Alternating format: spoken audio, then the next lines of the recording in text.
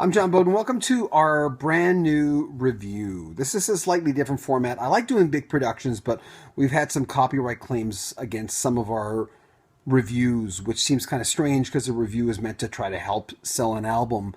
Interestingly, Elton John has let me use his music twice. John Mellencamp has let me do that, but there are some people who I'm not sure why. I mean, it's fair game for me to use a 10-second clip of music, but I guess I can't. So having said that, slightly different format without using music. We're going to put some links on where you can listen to this album. It's Mumford and Sons' brand new album called Wilder Mind. I like it. It's good. And yet, I'm sitting on my bed. There's been a lot of question on whether Mumford and Sons recreated that folk rock genre in 2009 with their debut Sigh No More, or they were just jumping on the bandwagon. Either way, for me, I kind of believed what Marcus Mumford was doing. You know, when you hear a piece of music and you go, I don't know what they're doing, but I just believe them. Maybe they built it. Maybe they were riding the train. A lot of folks hadn't figured anything out because it took a long time for there to have excitement over Sigh No More. Get this, it took 72 weeks for the album to reach #2 on the Billboard charts. In 2012, the band built up a big sound for Babel. So much so that this album had sort of a shindig feel. The first one did too, but not like Babel. Mumford managed to make their tunes events like backyard barbecues gone nuts. That big community spirit was on Babel.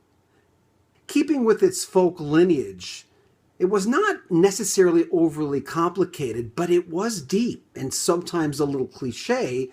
But like, all cliches, there's so much truth to them. Babel had 5 hit singles, and the album reached #1 on the Billboard charts.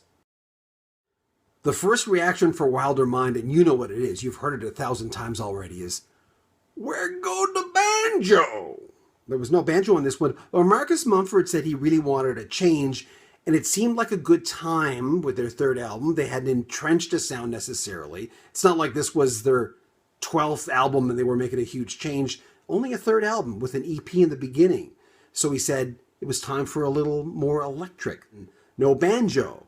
Mumford and Sons, up until this point, have had a similar vibe with all the tunes on their first 2 albums. Some folks complained that many of the songs sounded the same, while the fans were there because of that heavy dose of that particular sound. So Wilder Mind has this new direction, and it's not so drastic in comparison to the last 2 to break someone's back, but it does, like the last 2, have a very distinctive sound. A lot of the songs sound the same. And interestingly, without the banjo, Mumford and Sons have kind of a Coldplay vibe without Gwyneth Paltrow. But there's something about this album that has a lot of remnants of Coldplay. The album kicks off with Tompkins Square Park. It's one of the best songs on the album. I gotta share something with you. I came upon something quite late in my radio career as a musician, that sometimes there's a great divide between what is fun to play as a band and what is fun to listen to as a listener. I mean, it's great when those two things vibe, but haven't you been to a concert where you can tell, I mean, it's an okay song, but the band's really into it. Like, they're loving playing the song. Some blues tunes are like that for particular bands. I had the vibe of this with Tompkins Square Park. And it's interesting how Marcus sings, I mean, and I love this. Marcus sings the lyric where he'll say, Tompkins Square Park.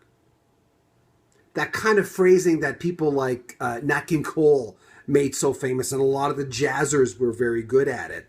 And you don't hear that a lot in pop. Marcus has done it before, but it's just a little nuance like that of singing a lyric and throwing away the last word, but it's perfect phrasing. It really adds to this song.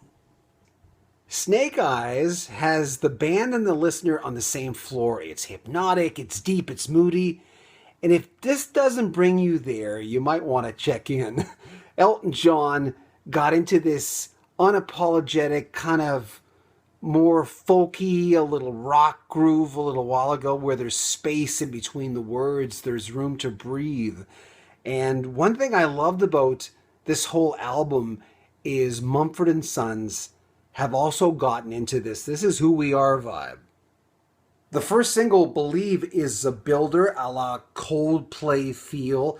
It's a song about trust, and it kind of brought me back to being in grade 6, where you can't understand why he or she doesn't like you, but you don't know the knowledge of being an adult where it's okay if that person's an apple and you're an orange, and you realize you'll never fit. It's not your fault. It's not because you're no good, but in grade 6 you don't know that.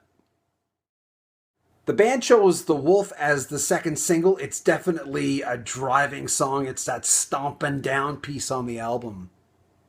Marcus sings about protecting a lover and or friend from that sly archetype, the wolf at the door. Marcus grew up the son of John and Eleanor Mumford, who were national leaders of the Vineyard Church of the UK. Even though he once told Rolling Stone magazine that "I wouldn't call myself a Christian," the music of the band is filled with imagery of faith.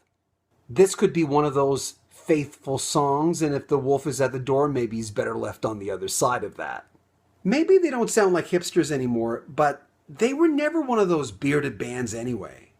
Losing your banjo is never fun unless you're Mumford and Sons. Too much of anything can make it invisible or intolerable. I think it's important to note that it's still really early for Mumford and Sons. Exploding from the get-go has fine print for a lot of bands. Fans make it harder to change. Mumford's debut came in with a gradual build, which leaves the band much more room to grow, stretch, and evolve. I think that's what Wilder Mind is supposed to do. I don't think it'll be a groundbreaking album, but it's a great transition piece. I'm John Beaudin. Thanks for watching.